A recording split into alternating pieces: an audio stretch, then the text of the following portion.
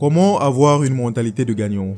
Bonjour à tous et bienvenue sur ma chaîne YouTube. Aujourd'hui, nous allons plonger dans un sujet qui peut véritablement transformer votre vie, à savoir la mentalité de gagnant. Beaucoup de gens se demandent comment ils peuvent devenir plus résilients, plus motivés et atteindre tous leurs objectifs. Eh bien, la réponse se trouve dans votre état d'esprit. Et dans cette vidéo, je vais vous montrer ce qu'est réellement la mentalité de gagnant et pourquoi elle est si importante. Et pour vous aider à mieux comprendre ce concept, je vais illustrer cela par l'histoire incroyable des frères jumeaux.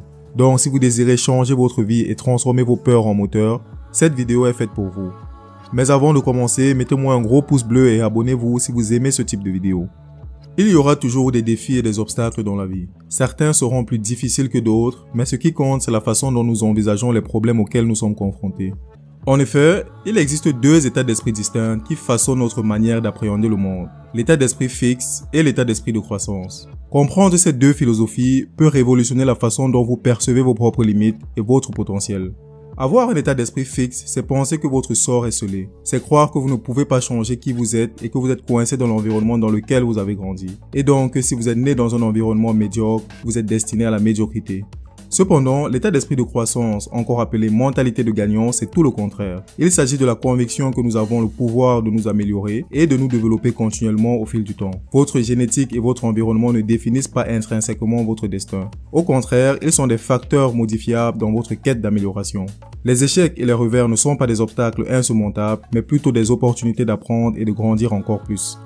Pour mieux illustrer cela, laissez-moi vous raconter l'histoire de frères jumeaux qui avaient un père alcoolique. Ces frères jumeaux identiques qui avaient un père alcoolique ont eu des trajectoires complètement différentes malgré leur génétique identique et l'environnement vraisemblablement similaire dans lequel ils ont grandi. L'un des jumeaux en grandissant a fini alcoolique et au chômage tout comme son père, alors que l'autre jumeau est devenu un homme d'affaires prospère qui n'a jamais bu une goutte d'alcool de toute sa vie. Cela a intrigué des scientifiques menant des études sur l'alcoolisme et ces derniers sont allés les interviewer dans l'espoir de comprendre pourquoi ils étaient si différents. Le fils alcoolique leur a dit que, ayant grandi avec un père alcoolique, l'alcool était partout dans la maison.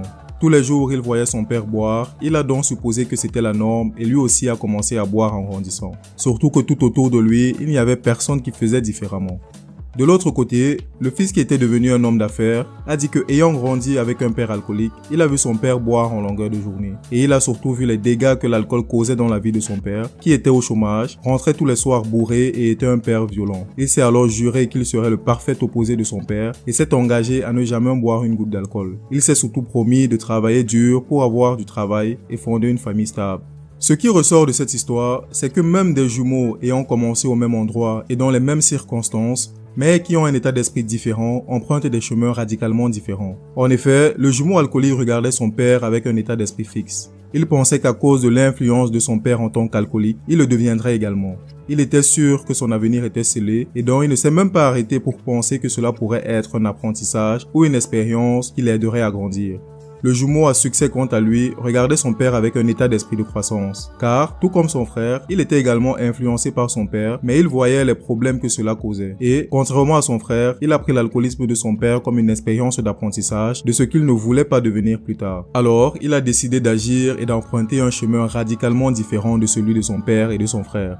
La leçon à retenir ici est que vous avez le pouvoir de choisir votre état d'esprit. Même si vous ne pouvez pas contrôler les circonstances extérieures, vous pouvez toujours choisir de vous améliorer. Vous pouvez opter pour une mentalité de croissance qui vous permettra de surmonter les défis et de réaliser vos rêves.